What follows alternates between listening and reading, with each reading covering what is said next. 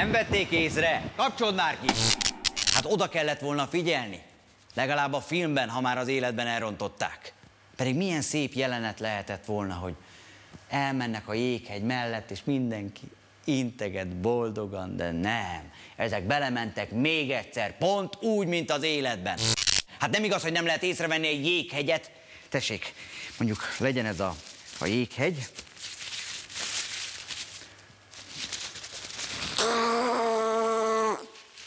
Ez a jéghegy, a hajó meg mondjuk legyen... Ferike, add már oda, légy szíves, a cipődet. De igen, hogyha már ezt a fejemre raktad, mert nem láttad lobogni a hajam a célben, add ide. Csinos. Tehát ez a hajó, ez látszik innen is, meg innen is, meg így is látszik, így is. Akárhogyan nézem, ez mindenhonnan látszik. Persze, hogyha az ember gazdag és szórakozik, meg iszik, meg a mulatozás, meg a szex, meg a csókolózás, és főleg, hogyha a filmben a katasztrófát akarjuk kiemelni, akkor könnyen jön a baj. Nem vették észre. Mi?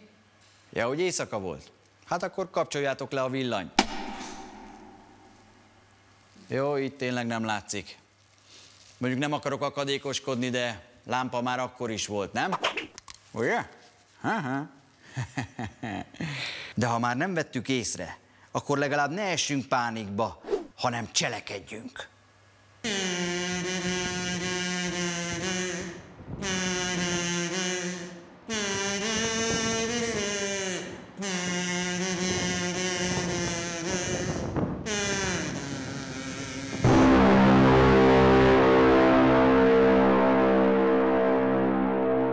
Fogod azt a csákányt, belevered a jéghegybe, és kezded bontani! Lacika, tegyétek be 4-2-be!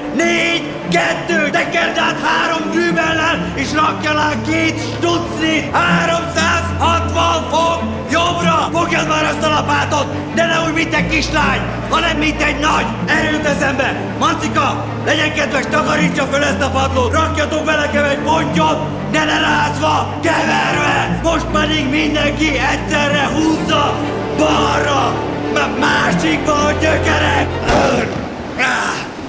Jó, mindegy, köszönöm mára ennyi, holnap folytatjuk!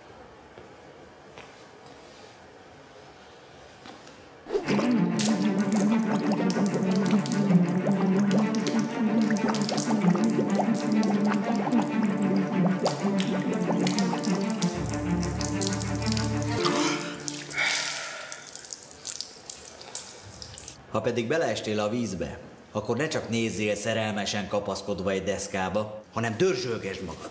Dörzsölgesd és taposd magad a lábaddal. Az meregen tart.